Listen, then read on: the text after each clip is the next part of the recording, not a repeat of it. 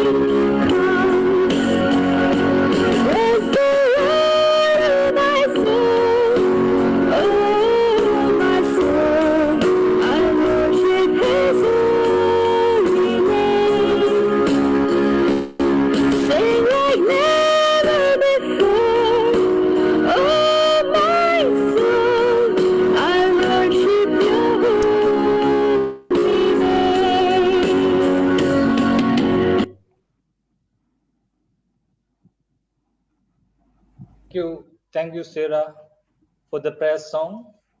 I'm Alex Thomas, Chairman, General Programs Committee. It's my pleasure to welcome you all to this function. Respected President of the YMCA Trivandrum, Sri James Joseph, Chief Guest of the day, Professor Dr. Jamila Begum, dear friends and YMCA members. Trivandrum YMCA always makes it a point to organize programs on current affairs for the benefit of the youth and the public. Today, we are introducing to you the 2020 Nobel Prize Laureate in Literature, Ms. Louise Elisabeth Gluck, the American poet and essayist. Louise Gluck has won many literary awards like Pulitzer Prize, National Humanities Medal, and National Book Award.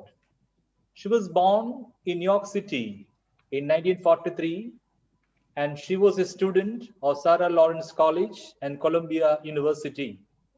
She has been described as one of America's most talented contemporary poets. She is known for her poetry's technical precision, sensitivity, and the insight into loneliness, family relationship, divorce, and death. Further authentic information about the writer will be provided by our guest, Professor Dr. Jamila Madam. The chair of today's program is Sri James Joseph, President of Trivandrum YMCA. His love for literature continues even after his student days. Being a teacher of literature and former director of High Secondary Education, Kerala, State Institute of Education, Management and Training, Kerala, and as Controller of Examinations of the University of Kerala, he has been in the academic field. He has taken special initiative to invite Professor Jamila Madam to this program. With great warmth, I welcome you, sir, to this literary function. Professor Dr. Jamila Begum, former head of the Department of English and Dean of the Faculty of Arts, University of Kerala, is our guest of the day. She was the president of the Indian Association of Canadian Studies and the secretary of the International Association of Canadian Studies. She has extensive teaching and research experience and was the recipient of the International Awards of the British Council and the Shastri Indo-Canadian Institute. She was a UGC expert and executive member of many universities in India, including Shantiniketan and IFLU, Hyderabad. She has given lectures at universities of York and Toronto, Canada. Currently, she is the chairperson of Communicative Skills in English of ASAP of Government of Kerala. We are extremely grateful to you, Madam, for accepting our invitation to introduce Ms. Louise Gluck to this gathering. It is an honor to welcome an esteemed personality like Professor Dr. Jamila Begum to this program. I take this opportunity to thank all literature enthusiasts from different colleges and Ymca for accepting our invitation to participate in today's program. I extend a warm welcome to all teachers and students and Ymca members to this function. Thank you, one and all. So now I invite our president for his presidential address. Good evening, everybody. Welcome. Welcome, sir. Welcome. Clear. Thank you. Innate Mukhya Aditi, Dr. Jamila Begum, this program സംഘടിപ്പിക്കുന്ന General Programs Committee Chairman, Sri Alex Thomas, YMCA എൻ്റെ സഹപ്രവർത്തകരെ, മറ്റ് സുഹൃത്തുക്കളെ. ഞാൻ തന്നെ മുൻകൈയെടുത്ത് ആരംഭിച്ച 3 പരിപാടികളാണ് YMCAയിൽ ആശയവേദിയും സാഹിതീയവും മ്യൂസിക് ക്ലബും. തലസ്ഥാന നഗരിയുടെ ബൗദ്ധിക സാംസ്കാരിക ജീവിതത്തിൽ YMCAയ്ക്ക് സ്വന്തമായ ഒരു ഇടം നേടിക്കൊടുക്കുന്നതിന് ഈ പരിപാടികൾ കഴിഞ്ഞ വർഷങ്ങളിൽ വളരെയേറെ സഹായിച്ചിട്ടുണ്ട്. 4 വർഷം മുമ്പ് ആരംഭിച്ച ആശയവേദി കാലിക പ്രാധാന്യമുള്ള വിഷയങ്ങളെക്കുറിച്ച് അക്കാഡമീയവും പഠനോത്മുഖവുമായ ചർച്ചകൾ നടത്തുന്നതിന് വേണ്ടി സംഘടിപ്പിക്കുന്ന പരിപാടികളാണ്. അതാത് മാസം നടക്കുന്ന പ്രധാനപ്പെട്ട സംഭവങ്ങൾ അക്കാഡമീയമായ താല്പര്യത്തോടുകൂടി പഠിക്കുന്നതിനും മനസ്സിലാക്കുന്നതിനും വേദി ഒരുക്കുകയാണ് YMCA ഓരോ മാസവും ചെയ്തുകൊണ്ടിരിക്കുന്നത്. ആ ചർച്ചകൾ എല്ലാ മാസവും മുടക്കം കൂടാതെ നമ്മൾ 4 വർഷമായി നടത്തി വരികയാണ്. കോവിഡിൻ്റെ അരങ്ങേറ്റം കേരളത്തിൽ ഉണ്ടായപ്പോൾ ഏറ്റവും ആദ്യം തിരുവനന്തപുരത്ത് ശാസ്ത്രീയവും പഠനോത്മകവുമായ ഒരു പരിപാടി, ഒരു ചർച്ച കോവിഡിനെ കുറിച്ച് സംഘടിപ്പിച്ചത് YMCA ആയിരുന്നു. ഏറ്റവും ഒടുവിൽ 10 ദിവസം മുൻപ് പാർലമെന്റ് അടുത്ത കാലത്ത് പാസാക്കിയ കാർഷിക നിയമങ്ങളെക്കുറിച്ചുള്ള ചർച്ചയാണ് നമ്മൾ ആശയവേദിയിൽ സംഘടിപ്പിച്ചത്. ഇതുപോലെ കഴിഞ്ഞ വർഷം ജനുവരി 16-ാം തീയതി വരൂ ആർക്കും പാടാം എന്ന ഒരു പരിപാടിയോടുകൂടി തുടങ്ങിയതാണ് നമ്മുടെ മ്യൂസിക് ക്ലബ്. ഓരോ മാസവും സംഗീതത്തിൽ താല്പര്യമുള്ളവർ പാടാനും പാട്ട് കേൾക്കാനുമായി YMCAയിൽ ഒരുമിച്ച് കൂടുന്ന ആ പരിപാടി എല്ലാ മാസവും മുടക്കം കൂടാതെ നടന്നു വന്നു എങ്കിലും കോവിഡ് ലോക്ക്ഡൗൺ ഞങ്ങളുടെ സംഗീത സബരിക്കും ലോക്ക്ഡൗൺ ഏർപ്പെടുത്തിയിരിക്കുകയാണ്. എങ്കിലും സാഹിതീയത്തിൻ്റെ കാര്യത്തിൽ ആ ബുദ്ധിമുട്ടുണ്ടായിട്ടില്ല. മുടക്കം വരാതെ സാഹിതീയം കഴിഞ്ഞ 1.5 വർഷമായി പതിവായി നടന്നു വരുന്നു. സാഹിത്യ സംബന്ധമായ പഠനങ്ങൾക്കും ചർച്ചകൾക്കും വേണ്ടിയാണ് സാഹിതീയം ഒരുക്കുന്നത്. വിവിധ സന്ദർഭങ്ങളിൽ നടന്നിട്ടുള്ള സാഹിതീയം പരിപാടികളിൽ നോവലിസ്റ്റ് ശ്രീ പെരുമ്പടവം ശ്രീധരൻ, ഗാനരചയിതാവ് ശ്രീ K. ജയകുമാർ, സാഹിത്യത്തിലെ ബഹുമുഖ പ്രതിഭയായ ഡോക്ടർ ജോർജ് ഓണക്കൂർ, കഥാകൃത്ത് ചന്ദ്രമതി, വയലാർ അവാർഡ് നേടിയ നോവലിസ്റ്റ് VJ ജെയിംസ് തുടങ്ങി ഒട്ടേറെ സാഹിത്യ പ്രതിഭകൾ അവരുടെ എഴുത്ത് അനുഭവങ്ങൾ പങ്കുവയ്ക്കാനും ജീവിത വീക്ഷണം ചർച്ച ചെയ്യാനും സാഹിത്യ അനുഭവങ്ങൾ മറ്റുള്ളവർക്ക് മനസ്സിലാക്കി കൊടുക്കാനും സാഹിത്യത്തിൽ വന്ന് സംബന്ധിച്ചിട്ടുണ്ട്. അതുപോലെ റോസ്മേരിയും കാട്ടാക്കട മുരുകനും ഈ വേദിയിൽ വന്ന് അവരുടെ കവിതകൾ ചൊല്ലി. ഇങ്ങനെയുള്ള സർഗപ്രതിഭകളുടെ അവതരണങ്ങൾക്ക് പുറമെ പഠനോത്മകമായ ചർച്ചകളും ഈ വേദിയിൽ നടക്കുന്നുണ്ട്. ഉദാഹരണത്തിന് ഏറ്റവും ഒടുവിൽ കഴിഞ്ഞ മാസം നടന്നത് കോവിഡിൻ്റെ പശ്ചാത്തലത്തിൽ മഹാമാരി സാഹിത്യത്തെക്കുറിച്ച്, പാൻഡമിക് ലിറ്ററേച്ചറിനെ കുറിച്ച് ഇൻസ്റ്റിറ്റ്യൂട്ട് ഓഫ് ഇംഗ്ലീഷിലെ പ്രൊഫസറായിരുന്ന മുൻ vice chancellor doctor Jancy James നൽകിയ പ്രഭാഷണമായിരുന്നു ഏറ്റവും ഒടുവിൽ നടന്നത്. ഇന്നിപ്പോൾ നമ്മൾ നൊബേൽ സമ്മാനം നേടിയ ലൂയി എലിസബത്ത് ഗ്ലീക്കിനെ കുറിച്ച് ഒരു ചർച്ച സംഘടിപ്പിക്കുകയാണ്. യൂണിവേഴ്സിറ്റി ഇൻസ്റ്റിറ്റ്യൂട്ട് ഓഫ് ഇംഗ്ലീഷിൻ്റെ മേധാവിയായിരുന്ന ഡോക്ടർ ജമീല ബീഗം ഇന്ത്യയിലെമ്പാടും ഇംഗ്ലീഷ് സാഹിത്യത്തിൻ്റെ ഗവേഷണ രംഗത്തും വിദ്യാഭ്യാസ രംഗത്തും ഏറ്റവും അധികം അറിയപ്പെടുന്ന പ്രതിഭകളിൽ ഒരാളാണ്. അന്താരാഷ്ട്ര പ്രശസ്തിയുള്ള ഒരു ഗവേഷകയാണ്. ഇംഗ്ലീഷ് സാഹിത്യത്തെക്കുറിച്ച് ഏറ്റവും ആധികാരികമായി പറയാൻ കഴിയുന്ന കേരളത്തിലെ ചുരുക്കം ചില പ്രൊഫസർമാരിൽ ഒരാളാണ്. ഡോക്ടർ ജമീല ബീഗം ഇന്ന് ഗ്ലീക്കിനെ കുറിച്ച് നമ്മോട് സംസാരിക്കുന്നു എന്നുള്ളത് വളരെ സന്തോഷപ്രദമായ ഒരു കാര്യമാണ്. YMCAയുടെ പ്രവർത്തനങ്ങളിൽ അംഗങ്ങളല്ലാത്തവർക്കും പങ്കെടുക്കാമോ എന്ന് ഇന്ന് ഒരാൾ എന്നോട് ഫോണിൽ വിളിച്ച് ചോദിക്കുകയുണ്ടായി. 2 മിനിറ്റ് ഞാനൊന്ന് വ്യക്തമാക്കാൻ ആഗ്രഹിക്കുന്നു. സാഹിത്യവും ആശയവേദിയും മ്യൂസിക് ക്ലബ്ബും ഇങ്ങനെ ധാരാളം പരിപാടികൾ, അല്ലാതെ വിദ്യാർത്ഥികൾക്ക് വേണ്ടിയുള്ള പരിപാടികൾ, ധാരാളം പരിപാടികൾ YMCA സംഘടിപ്പിക്കുമ്പോൾ അംഗങ്ങളല്ലാത്തവർക്കും പൂർണ്ണ സ്വാതന്ത്ര്യമുണ്ട് വന്ന് പങ്കെടുക്കുക. അംഗങ്ങളായിരിക്കണമെന്നില്ല ഏത് പരിപാടിയിലും പങ്കെടുക്കുന്നത്. അതുപോലൊരു സംശയം ചോദിച്ചത് ക്രിസ്ത്യാനികളല്ലാത്തവർക്കും YMCAയിൽ അംഗങ്ങളാകാൻ സാധിക്കുമോ എന്നാണ്. അതുകൂടി ഞാൻ വ്യക്തമാക്കിക്കൊള്ളട്ടെ. YMCAയിൽ അംഗത്വം എടുക്കുന്നതിന് ജാതിയും മതവും ഒന്നും ഒരു തടസ്സമേ അല്ല. ആർക്കും അംഗത്വം എടുക്കാം എന്ന് മാത്രമല്ല, യങ് മെൻസ് ക്രിസ്ത്യൻ അസോസിയേഷൻ എന്നാണ് പേരെങ്കിലും വിമൻ അംഗങ്ങളാകുന്നതിനും തടസ്സമില്ല. സ്ത്രീകൾക്കും YMCAയിൽ അംഗത്വം എടുക്കാം. ഇത് ഞാൻ വ്യക്തമാക്കിയത് ചിലർക്കൊക്കെ ഈ കാര്യങ്ങളിൽ സംശയമുണ്ട് എന്ന് മനസ്സിലായതുകൊണ്ടാണ്.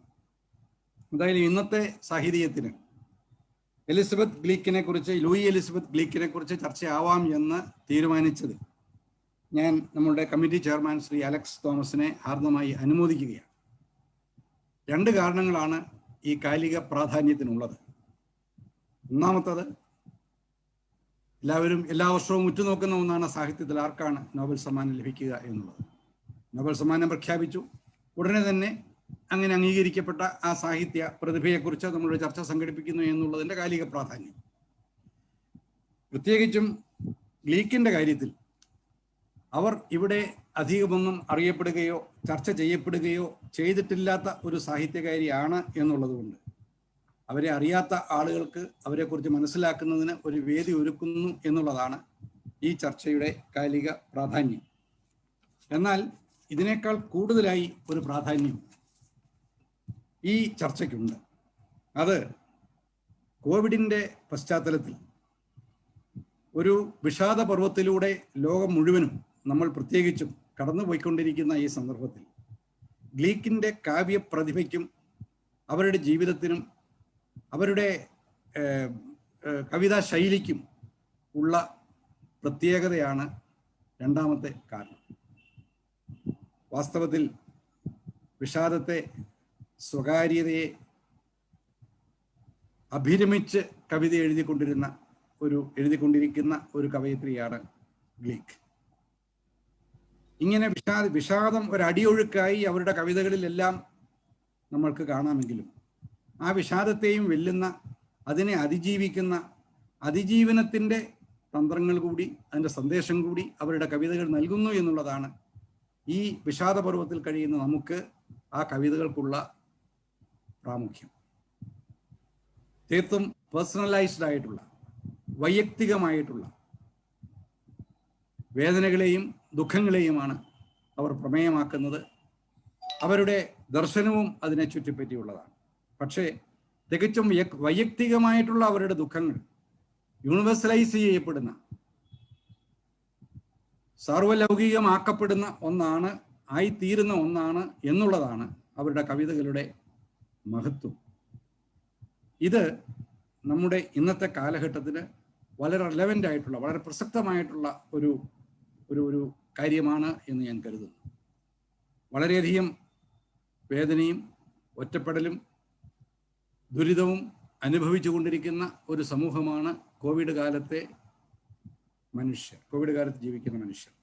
അവരുടെ ഈ വേദനകളും ഒറ്റപ്പെടലുകളും ഏകാന്തതയും എല്ലാം അതിജീവനത്തിന് അവരെ പ്രാപ്തരാക്കാൻ സാധിക്കത്തക്ക തരത്തിൽ ഒരു രാസപരിണാമത്തിന് വിധേയമാകണം എന്ന് ക്വീക്കിൻ്റെ കവിത നമ്മളെ ഉദ്ബോധിപ്പിക്കുന്നു. എങ്ങനെ വൈയക്തികമായ ദുഃഖങ്ങൾ സാർവലൗകികമാക്കപ്പെടുന്നു എന്നുള്ളതാണ്, എങ്ങനെ അവ നമ്മുടെ ജീവിതത്തിന് പ്രസക്തമാകുന്നു എന്നുള്ളതാണ് ഡോക്ടർ ജമീല ബീഗം ഇന്ന് സംസാരിക്കാൻ ഉദ്ദേശിക്കുന്ന, പ്രഭാഷണം നടത്താൻ ഉദ്ദേശിക്കുന്നതിൻ്റെ പൊരുൾ എന്ന് ഞാൻ കരുതുന്നു. ഡോക്ടർ ജമീല ബീഗത്തിൻ്റെ വാക്കുകൾ നമുക്ക് ശ്രവിക്കാം. നമുക്കൊരു നല്ല സായാഹ്നം ലഭിക്കുമാറാകട്ടെ എന്ന് ആശംസിച്ചുകൊണ്ട് എൻ്റെ കുടുംബ സുഹൃത്തു കൂടിയായ ഡോക്ടർ ജമീലയെ ഈ വേദിയിലേക്ക് പ്രസിഡന്റ് എന്നുള്ള നിലയിൽ സ്വാഗതം ചെയ്തുകൊണ്ട് ഞാൻ ഉപസംഹരിക്കുന്നു. നന്ദി. Thank you, James sir, for your presidential address.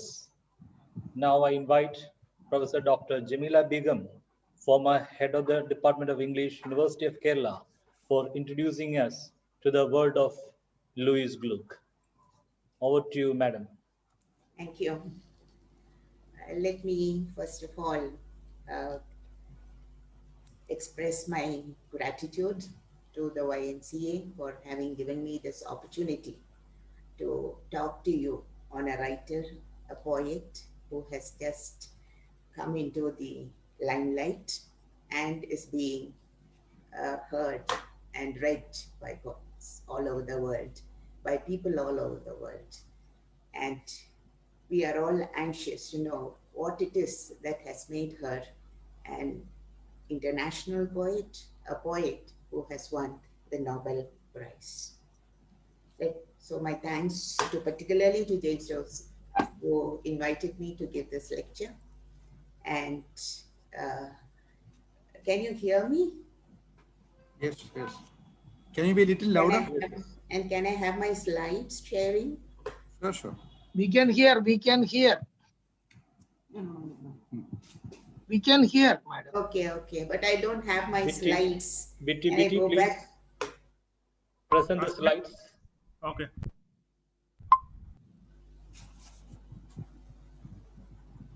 Can you give me my slide share? ഇവിടെ നെറ്റ്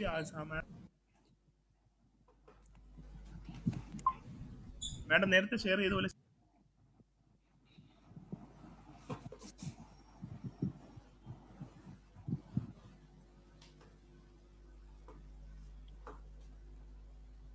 ഡിറ്റിയുടെ പ്രശ്നമുണ്ടോ? സാറേ ഒരു മിനിറ്റ് ആ സാറ് നെറ്റിന് ഒരു ഇച്ചിരി എറർ ഉണ്ട്. സാറൊന്ന് വെയിറ്റ് ചെയ്യണം. Okay. Yes.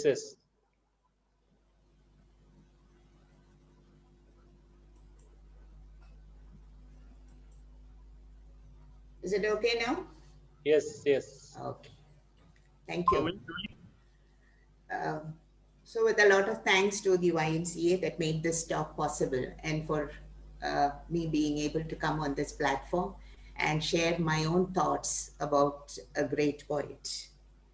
We all know that when the Nobel Prize was instituted in 1901, there was a foundation that was created, and this foundation decided to give Nobel Awards to different categories. We also know that the Nobel Prize in Literature has been given to as many as 117 awardees to date, and of them, 16 of them have been women. And Louise Elisabeth Gluck is the last of the women to receive this award. Interestingly enough, you will note that fewer women have received this prize in the long run, where more than 100 men have received this award. So it's a great honor, not only for women all over the world, but it's also a great honor for America and Americans' literatures. The other American woman who has received this award was Toni Morrison, who received this for her African American writing of people who were discriminated against. And she brought a voice to the Black Americans. Now, when we look at the poetry of Louise Elisabeth Gluck, what we find is that here is a writer who has been able to transcend regionality, who has been able to transcend her own community. She has been able to transcend the confines of her home, her country, and bring out her thoughts, her philosophy, her feelings, her intellectually alert and concise renderings of different aspects of life into her poetry.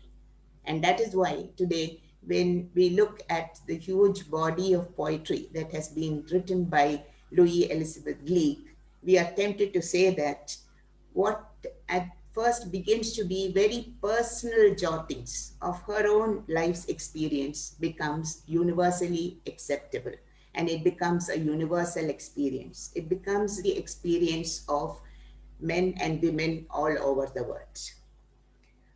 We also know that when Gluck won this Nobel Prize, she was very surprised that it had come to her. But it was not a big surprise for the literary world, because she had to her credit a voluminous amount of poems, over 650 pages of poetry that she had written and published in as many as 13 collections. She had also written 2 bodies of composition, which were analytical and which looked at American poetry and the poets of different worlds. This is a picture of Louise Gluck, which is a rare one, sitting at her typewriter, not a computer. So it gives us an idea that she started writing when she was a very young girl. It also gives us the impression that here is a writer who is full of thoughts, ruminations about experiences of what has gone on in her life and what has happened in human relationships. What I found fascinating about this particular picture, because there are lots of pictures of Louise Gluck now on the internet, but this picture was particularly fascinating for me because it showed a very contemplative face, looking at the world with very clear eyes, trying to understand the world around her. And that is, I think, the depth of her poetry. When we read Gluck's poetry, we feel that we are running into deep waters from which there is no return, because her poems are an antidote to thoughts of the mind and the heart. She addresses not just our sentiments, she appeals not to our feelings and emotions, but she also appeals to our intellectual thinking. We begin to think about human experiences. And for that, she has waded through a whole body of experiences in and around her, a whole body of human relationships. And her poetry, we find, moves not just within the house, human relationships, but she also moves outside of her house into the garden, and from the garden she moves out into the world. So there's a kind of progression in her poetry that we find as we go through her poems. This is what Gluck had to say about her writings. She said, "I feel alive when I write. I write to discover meaning. Writing is a revenge against loss and pain." So that's really holds up or shakes us to the realization that hers is a kind of confessional poetry. I write because I am alive. I write because I want to discover meaning, and it is against loss and pain. It's very interesting to look at her life at this point, because from the beginning of her life in childhood, she always felt that she was not loved. She was the daughter of parents, Beatrice and Daniel, who had antecedents to the Russian Jews and the Hungarian Jews. Their grandparents had come to America from Russia and Hungary, and they had settled down here. On the father's side, she was Hungarian, and on the mother's side, she was Russian. So naturally, we know that when Jews immigrated to America, they lived through a lot of difficulties. They left behind, in one of her poems, she says that my grandfather was a scholar and owned many estates. But unfortunately, when he came here, he had to work in the basements in a factory. And there is a beautiful image of her grandfather she gives in this poem called Legend, where she sees her grandfather smoking a rolled up cigar and sitting in the basement, thinking about bygone years. So she did not come from a very rich family, and she was born as the second child of her parents after her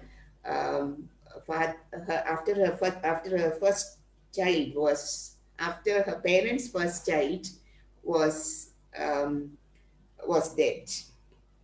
So she was, in fact, a child. As a child, she felt that there was something that her mother always felt for her, was a sense of being born in after someone had died, after her elder sister had died. So this sense of feeling that she had of sadness, the feeling that in another of her poems, she talks about being in her mother's womb for 30 years. So that gives us an indication that she was born after 30, when her mother was 30 years old. Her mother was very domineering and always wanted her to do what she said.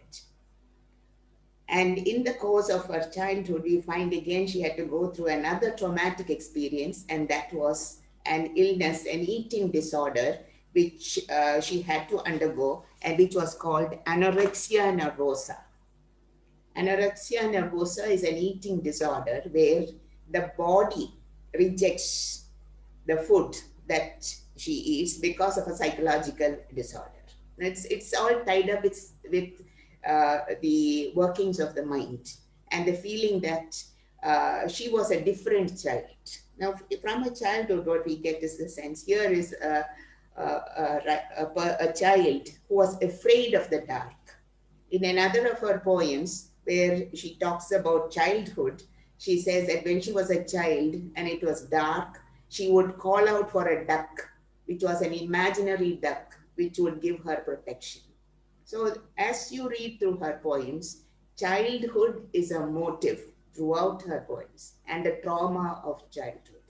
Today, we know that our children are also going through such experiences where they are being confined to the house because of the COVID.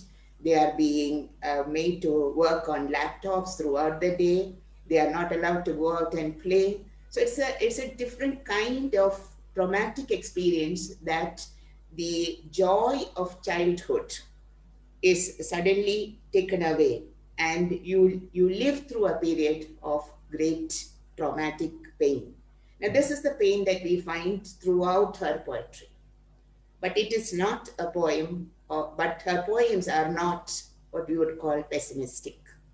Though she was traumatic, went through traumatic experiences, she spent 7 years in a psychiatric hospital and had to seek psychiatric help. She came back with a vigor.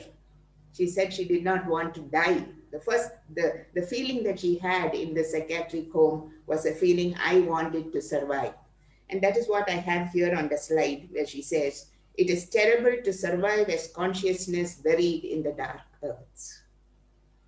The feeling that every man has, or every person now in the COVID period has, is to survive. How do I survive? How do I retain my consciousness?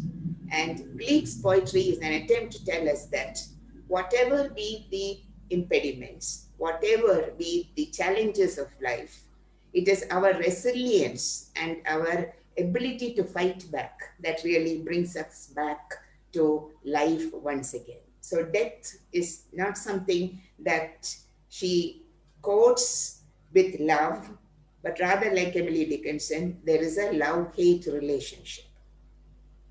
And the last point that I have on this slide, which says each of her poems is a diagram of where we are, the harrowing, enduring present, which is a great gateway to a greater appreciation of life.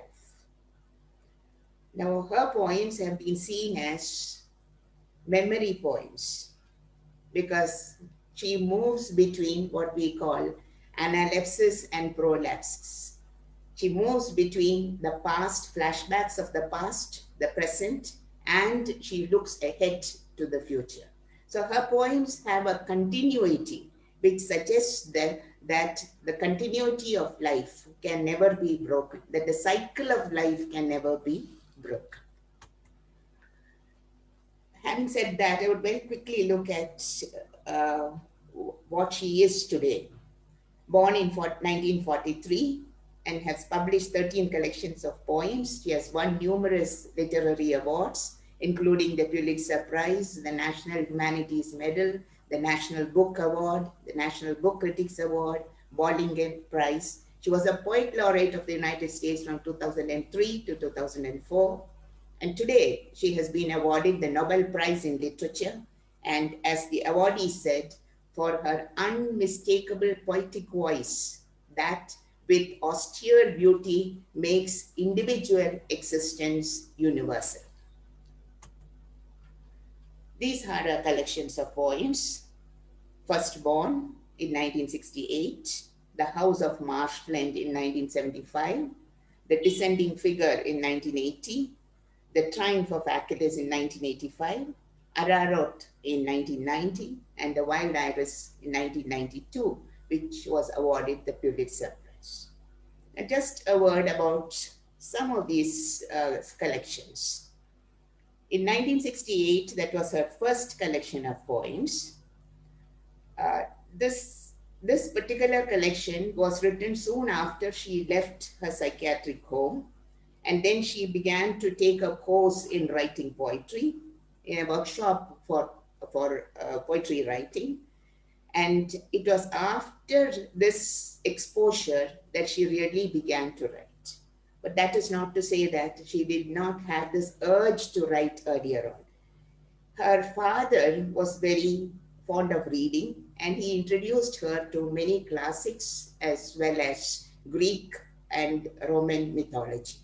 So she grew up reading books, and naturally this poetry workshop, opened up for her a range of emotions that she could express. Now, the firstborn did not receive much attention, and today in one of her interviews, she has said that firstborn was only incidental, that I would not like to say that that is a good collection of poems. But there are a few poems there in the firstborn, which makes us think about some of the images of childhood that she presents there. There are two poems especially there in the first collection, which is called Returning a Lost Child, and the other one, which is called Firstborn. We have gruesome images in both these poems. She is a poet of images. She herself has said William Carlos Williams has influenced her. Blake's poetry has influenced her. We know that Blake's poetry, like the little black boy and the fear of the little black boy who wants to be like the little white boy, and who finally at the end of the poem we know says that he will help the white boy to shade him from the sun. So the kind of companionship of childhood is there, but at the same time we also find the fear of childhood. She is afraid of the dark. She is afraid of the unseen figures and unseen presence of many things around her. So this is a kind of what you would say, the chiseling out of a poet, I think, comes in these poems, the first group of poems, where love is seen as a kind of chain that binds you to your close relations. She has got a sister, and in this group, in the next group of poems, House on Marshland, she talks about her sibling sister.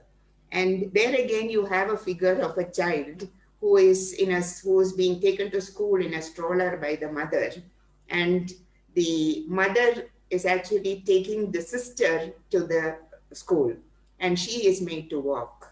So she says, I would rather be in that stroller and be protected, but protection seems to be far away from me.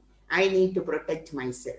So it's like a writer or a person who has grown up in a lot of tragedy, trauma, trying to find her sense of presence in a world, trying to find her ego in a world, the self in a world.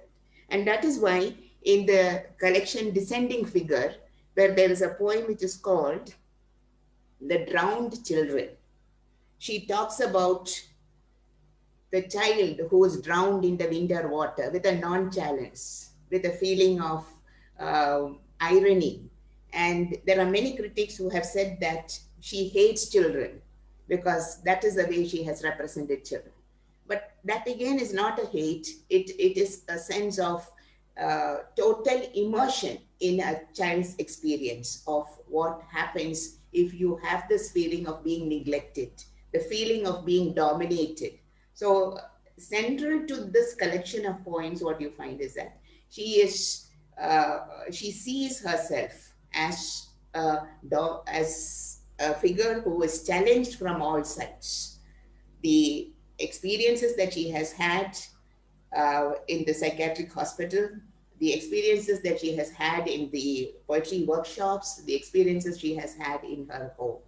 So all these come together in her first two collections of poems. And it is at this point we find that she becomes very much close to nature. So at one level, at one point, if we say that she is a very confessional poet, like say Sylvia Plath or Emily Dickinson or Robert Lovell, at another point you can also say that she is a poet who is close to Emerson and Thoreau and the Transcendental School and the Romantic School, who embraced nature and tried to find life as explained through the cycle of nature.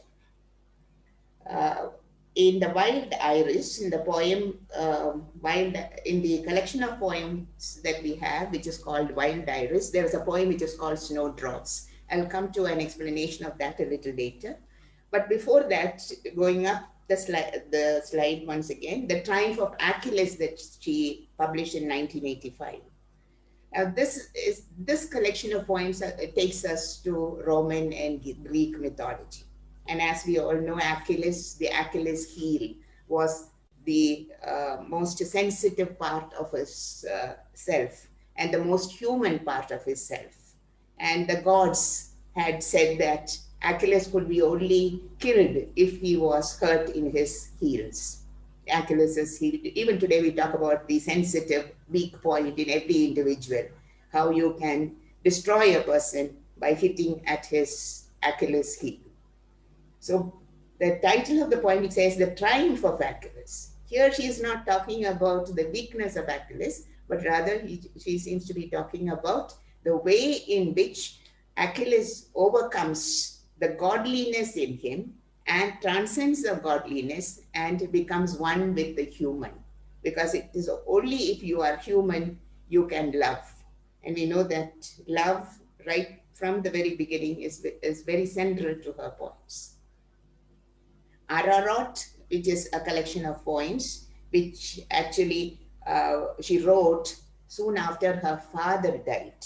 It was a collection of poems, and you all know that Ararat is the biblical hill on which Noah's Ark finally landed, and the few people were saved. So she sees her father's soul as sitting on that rock, and looking back, and the body as separate. So this contention between the body and the soul gets explained in Laureate also. Now, coming to the wild iris, I'm not going to speak of the wild iris at this point because I'm going to take a poem later on to analyze this. The other collection of poems that she has, like Meadowlands, Vita Nova, reminds us of Dante's Divine Comedy and Dante's Vita Nova. The Seven Ages reminds us of Shakespeare. October is a reference to the 2001 September 11 incidents that happened in America. So she becomes very topical in that. Averno is another collection of poems in which she talks about Averno as the crater in Naples, which was also thought by the Greeks to be the way to the underworld. So that's another world beyond this world. In Village Life in 2009, which she published, she talks about how the simple life of village gives us many lessons. And there are a couple of poems which I'll refer to again a little later. The last of her collections, Faithful and Virtuous Night, won the winner of the National Book Award. And here again, poems like Nativity and poems like St. John are very typical of the notion of salvation from death. Her critical works include these two, Proofs and Theories, Essays on Poetry, and American Originality, Essays on Poetry. This is the Pulitzer Prize-winning book, The Wild Iris. I said that she belongs to a tradition of a romantic tradition and to a symbolist movement tradition. The Wild Iris is a kind of representation of this. We all know we are all very romantic at heart, and we all love nature, but nature begins to assume a persona in her poems. Nature begins to assume a spirituality. Today we know that once we go out into the garden, because of social distancing, it is not human faces that you see, but you see these flowers, you see these trees, and you feel that, or you have this feeling that you are talking to the trees and the trees are talking back to you. Maybe that is this sense, or that is the feeling of attachment that she finds with the plants and the flowers. And in this collection, The Wild Iris, it takes place in a garden where flowers have a voice, and the flowers talk with the gardener and a divine spirit. So you have a kind of triangular conversation going on, and which also gives us a sense that the body, the soul, and the spirituality that is out there seem to have a kind of coherent connection. And this is a kind of philosophical thought also that each one of us, in a way, seem to grapple with. Our own lives, the experiences of our own lives, how we can transcend the sadness or the trauma in our lives and find a kind of sensuousness and a spirituality through romantic poetry. She is a very sensuous poet, she has a Keatsian sensuousness often. She talks about flowers at random. She has so many flowers listed, like the snowdrops, the lilies in all different colors, the lilacs, the violet lilacs, the vespers, the wheat grass. So the feeling of nature surrounding her is very much present in her poems. And nature is also a meaningful system of symbolism. We know that substitutes always become a symbol. Symbol also becomes a way in which you express much more than the reality. If in nature and in a romantic tradition, we have what we would call a kind of one-to-one, a metonymy, what we have in her poetry is a kind of movement outside that metonymy, a metonymy of metonymy, one would call it. The way in which she is able to see nature as something that is beyond pure nature. Even that is seen very effectively in this poem, Snowdrops. Now, this is a poem which I like very much and which really gives the essence of her writings. the way in which he begins the poem is by asking a question. Do you know what I was, how I lived? So it's a kind of movement back.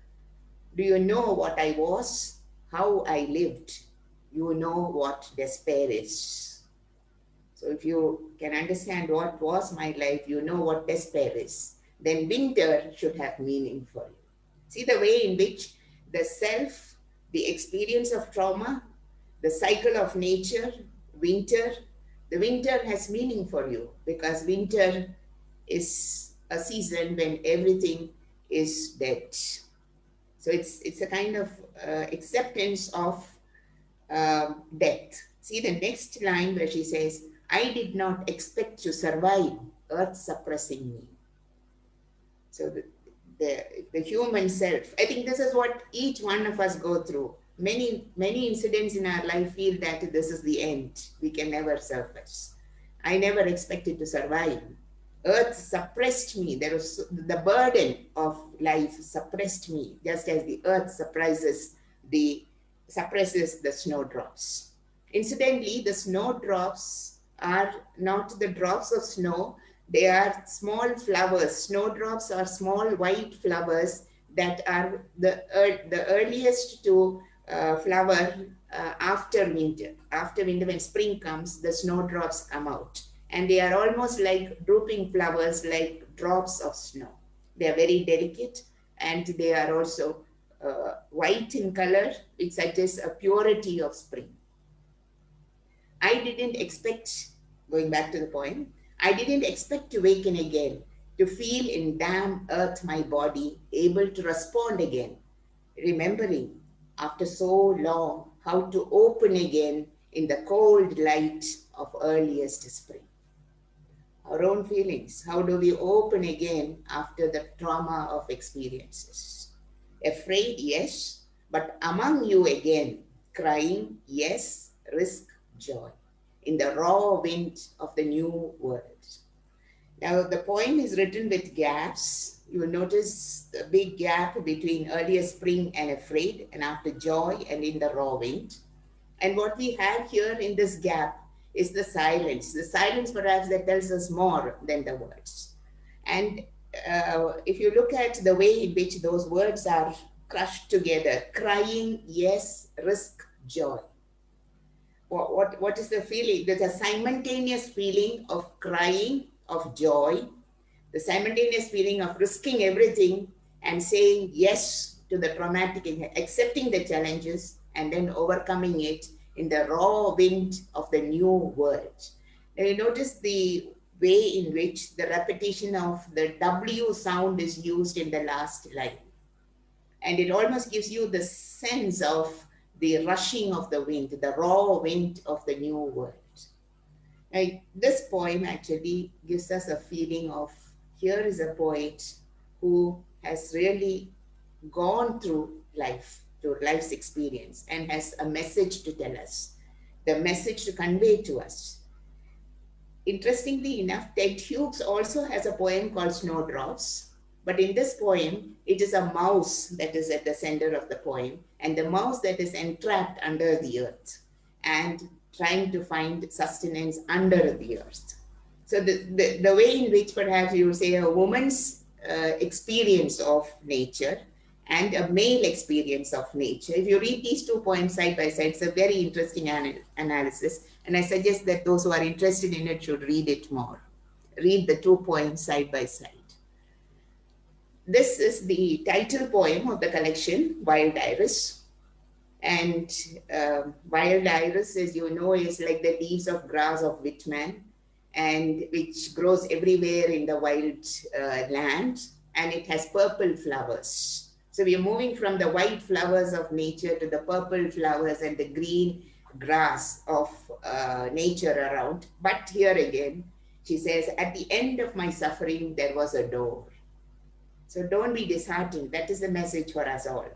Don't be disheartened. At the end of my suffering, there is a door. It is terrible to survive as consciousness buried in the dark earth, because you have to get out. You who do not remember passage from the other world, I tell you I could speak again. What is this passage? Is she talking about immortality. Remember what Wordsworth said of carrying the divine spirit from another world into this world as a child. The last lines there, from the center of my life come a great fountain, deep blue shadows on azure sea water. Very interestingly, Gluck was born in New York, but she lived most of her life in Long Island. So it was surrounded by sea. And she must have been like Whitman. And those of you literature students would know that Whitman has talked so much about Long Island and the shores of Long Island.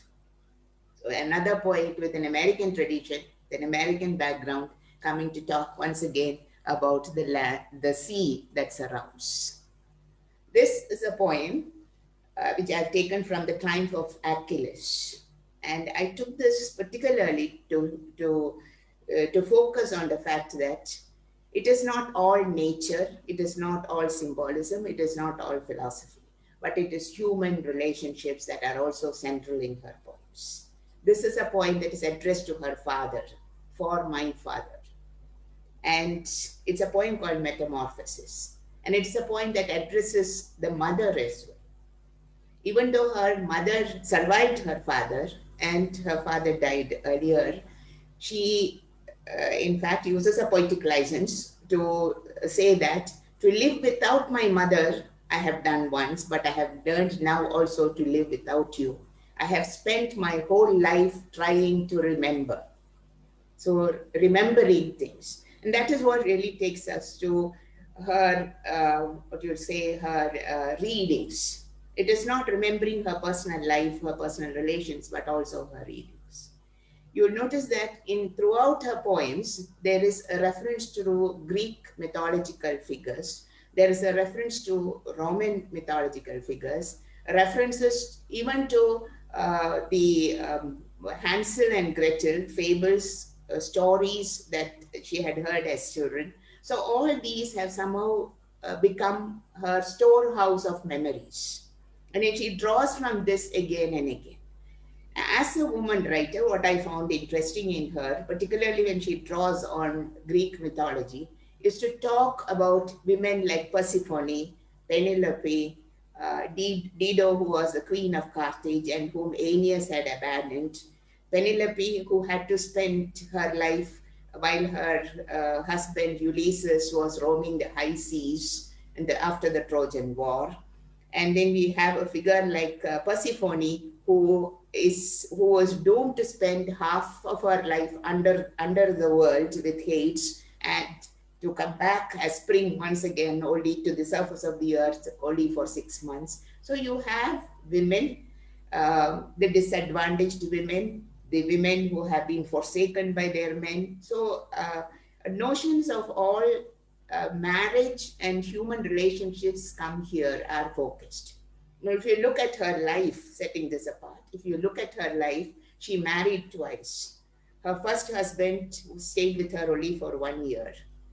The second husband that she married and by whom she had a son, she had the son before she was married, a year earlier, and then they got married. They were teaching together at the same college. And that also lasted only for 10 years. Now, in a recent interview, after she won the Nobel Prize, she has said that now I can actually be myself and not burdened by the relationship of a marriage. So marriage, sexual love, sensual love, she has many poems where the body, the relationship between man and woman are focused on. There are also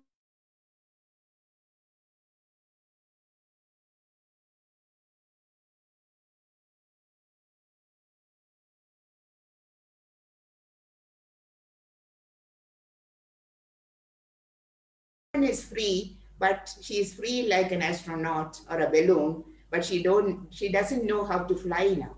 So the sense of man-woman relationship is also central to her, as also classical mythology. This is the poem which I talked about, Gretel in Darkness. I'm sure all of us know the story of Hansel and Gretel.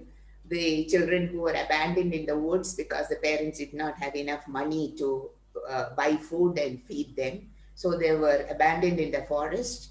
And the second time they get into a witch's house and they kill the witch. Now here, what is central is that Gretel tells Hansel is the boy, Gretel is the girl. Gretel tells Hansel, it was I who killed the witch. If you go back to the story, it is like that. It was the girl who was stronger and who pushes the witch into the cauldron, and she is burned alive. Now, in this poem, she says, have we got the world that we have wanted after all this? We have got money, we are back in our home. And this is a rewriting of the story. Now, when you talk about rewriting and intertextuality in Gluck's poems, very interestingly, what we find is that there are many poems, particularly a poem in which is called Garden, in which she duplicates, I would say, or she rewrites and subverts T.S. Eliot's Wasteland. The Wasteland poem in 5 parts, the Garden poem in 5 parts. And in this 5-part poem, she begins with the fear of origin. No, I'm sorry. She begins with 5 sections, where the first section is the fear of birth, the second is the garden, the third is the fear of love, the fourth is origins, and the last one is the fear of burial. So it's a kind of juxtaposing the 3, the fear of birth, the fear of love, and the fear of burial. So any reader of Gluck can understand her poetry only through the subtext that she has in her poems, the depth of her poems, in which she tries to link the tradition to her own individual expression. And that is why perhaps when the Nobel Prize was awarded to her, they said, what is the individual becomes the universal. Her own life experiences related to the world outside, but her own experiences are rooted in tradition. It's at this point that we recall T.S. Eliot's tradition and individual talent. She is deeply rooted in tradition. She's deeply rooted in the writings of those that have gone before her, what we would call, Bloom would call the anxiety of influence. And she builds up on the stories that have already been told. She has also said that all her poems are about retelling stories that have already been, because no individual has anything new to say. They are always retellings of the stories that have gone before. Now in this poem, towards the end where she says, my father bars the door, bars harm from this house, and it is years, no one remembers. No one remembers, but she continues to remember. This is a very interesting group of poems, which gives us an insight into village life. And I particularly like to look at this particular poem, Burning Leaves. And it is the burning of leaves that is done every autumn before spring is born. And here, the burning of the leaves, the farmer's burning of the leaves, is also the burning of life, the burning away of all the life that has been, and the beginning of something new. In a new world, which I just talked about, this is our last collection of poems which he had published, Faithful and Virtuous Night, in 2014. There's a story of how, as an artist, what is her role as an artist? She says she is like Sisyphus, who moves the rock up the mountain and knows that the rock will come down again, the Sisyphus myth.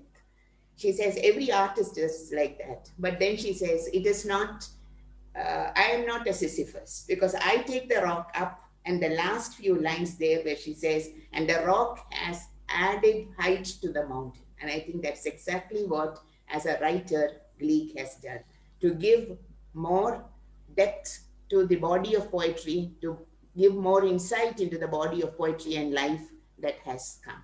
I close with this slide, which talks about it has come to seem there is no perfect ending. Indeed, there are infinite endings, or perhaps once one begins, there are only endings. So you have to begin life every time, but there is always an ending, but there is no perfect ending.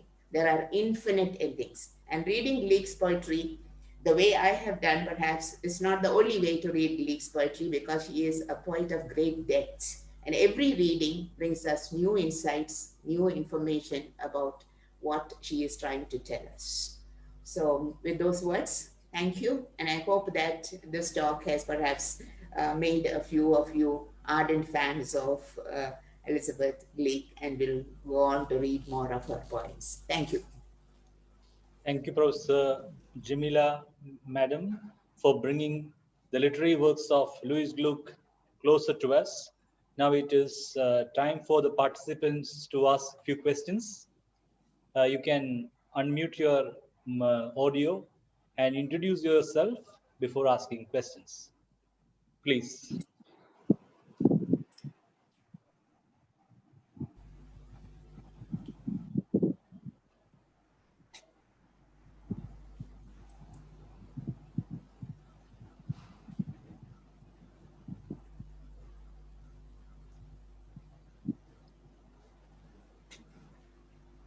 Participants can ask a few questions. Hello, I am Hariharan. Am I audible? Yes, yes. Yeah, audible. Good evening, ma'am. I thoroughly enjoyed listening to the presentation. I would like to, it's not a question, I would like to just add to the reading that you gave to the mountain poem, where you have this remarkable take on the Sisyphus myth. This is something I thought so fascinating, especially when we have our own tellings and retellings of the Sisyphus narrative in terms of Narayana, not the Sisyphus, then I found it very fascinating, kind of a cross-cultural kind of a study. Perhaps that is where I think Gluck would talk to us. This is one little thought that came to my mind. This particular line that you had in one of her poems, I forget, it talks about how intense love always leads to mourning. I thought that was profoundly philosophical. I add that to the presentation that you made. Thank you very much. Anybody else? Can I say something? Ma'am, you can. Please unmute and... My name is Kuljit. I am from All India Women's Conference. And I am so thankful to Madam Jamila Begum, because I was a student of English literature, and I have been teaching English in a college also in Visakhapatnam. You have taken me back to those days about Greek mythology, about the nature, Wordsworth, Whitman, Emerson. So I would like to say, from that poetry only, remembering after so long how to open again. Thank you. It has touched me, really touched the core of my heart. I'm taken back to my student days and when I was teaching. Thank you so much, ma'am. You have explained it so well.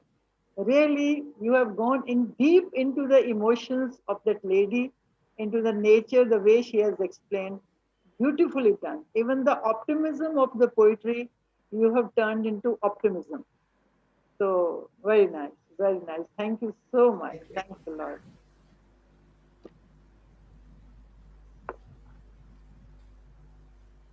Am I audible? Yes, please. I am Surina Moore. I was a student of Jamila ma'am. Ma'am, I want to ask a question to you. Ma'am, you talked about nature, human relationships, etc. But she's an American poet. Is there something peculiarly American in her poetry? actually, that is what I began with. One of the reasons that she perhaps won the Nobel Prize was that even while she talks about the region, there is nothing region specific in her poetry. Her nature is something that you can find anywhere in the world. Human relations are something that you find anywhere. So I think transcending, and a great poet often does, transcend the personal and the self and even the region. So your question whether shall we call her an American poet? Yes, because she belongs to America. She is a Jew. Will you call her a Jewish poet? She is an immigrant to America. So in that sense, she is a Jewish American. And the tradition that she comes with is that of the Jews and the family relationships that are part of a Jewish family, which is very different, say, perhaps from a white family in America. But as you read her poems, you don't find these differences. She transcends these differences.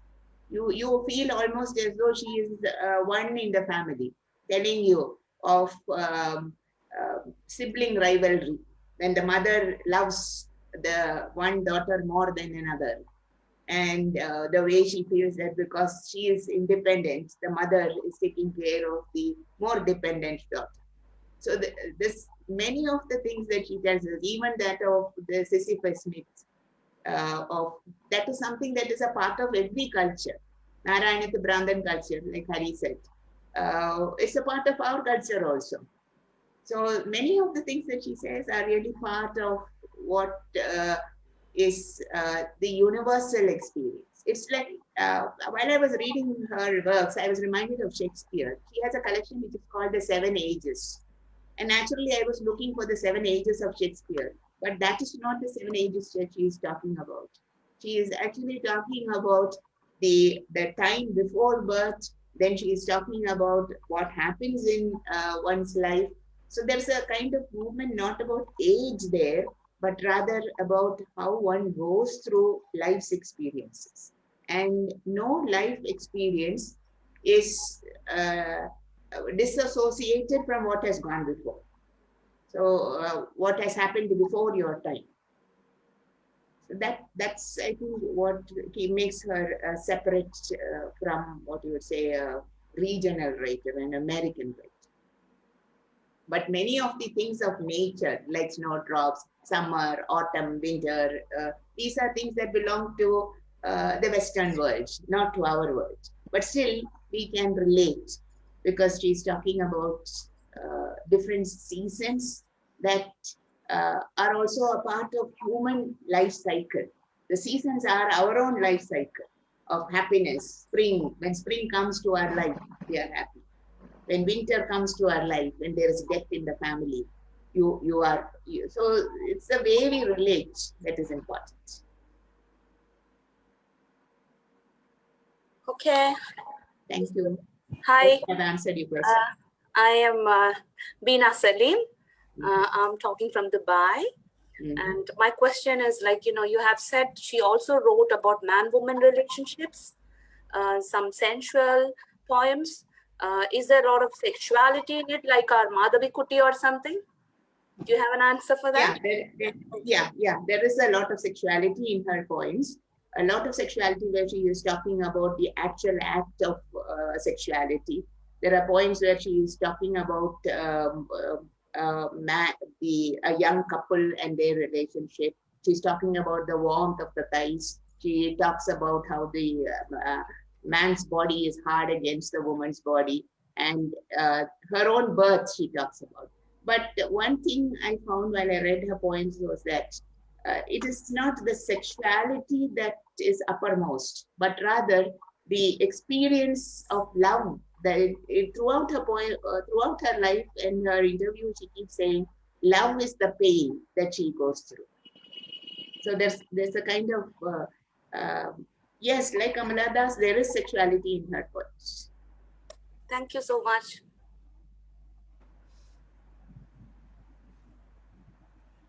Any more questions?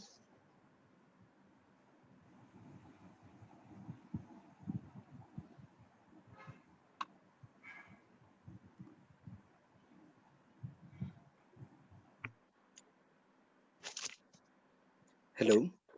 Yeah, please. Yeah, this is Cherry and John working in Marvinus College. Good evening, ma'am. Good evening, all esteemed participants. Alexa, thank you very much for that enlightening discussion on the poetry. I felt fortunate to be again listening to you now on poetry, earlier on novel, Australian fiction. I understand that though seemingly simple her poems seem to be, there's a kind of a deep contemplative nature within it. Is it so, ma'am? Yes, yes. And she leaves things inconclusive. Like she keeps it open, I think, wherever she has an insightful probe into the mysterious facets of life. This is what I feel. Is it so, ma'am? Please. Yeah, I think the one phrase that we could use is to think emotions, like Emily Dickinson said, and to feel thoughts. You think emotions intellectually, you interact with emotions, which she does in her poems. And I think that is the depth of her poems. And at the same time, there is a sense of passionate involvement, emotional involvement. She has been called a confessional poet, but I don't think she's just a confessional poet. That's my own reading of her poems. She is much more than that. She talks about universal emotions and feelings, and she leaves things open, as you said. And this last slide that I have up here for you, which talks about perhaps once you can begin many times, but there is no ending. Her poems don't give you a conclusiveness. Also, Cherian, one of the things is that in her early collections of poems, she uses a lot of difficult vocabulary, not very general vocabulary. But as she goes on, one finds that her poems make use of very simple vocabulary. They are lyrical in tone, and at the same time, the way she uses the images and metaphors, that is what gives depth to her poetry. Thank you, ma'am. Okay, thank you, Jamila madam and Shreyan sir and all other participants. Now it's time for our General Secretary, Sri Shaji James, to offer a vote of thanks. Respected Jamila Begum, ma'am, Mr. James Joseph, President of YMCA, and Mr. Alex Thomas, Chairman, General Program Committee, and all distinguished guests. This is a great honor and privilege for YMCA Ymca to have a speech on Louise Elisabeth Gluck works. I extend our sincere thanks to Professor Dr. Jamila Begum for finding time to be with us today for this speech. I extend our sincere thanks to Mr. James Joseph, President YMCA, for his presidential address. This program is organized by General Program Committee of YMCA Ymca. I extend our sincere thanks to Mr. Alex Thomas, Chairman, General Programs Committee. I extend our sincere thanks to all the YMCA members, teachers, students, and well-wishers of the YMCA, those who contributed in abundance to make this program success. Thank you all. Thank you. Thank you very much. all. Thank you all. Thank you. Dr. Jamila, the presentation was excellent. Thank you very much. Thank you. Thanks to all those who participated. Shall we close the session? Yeah. Okay. Good night. Good night.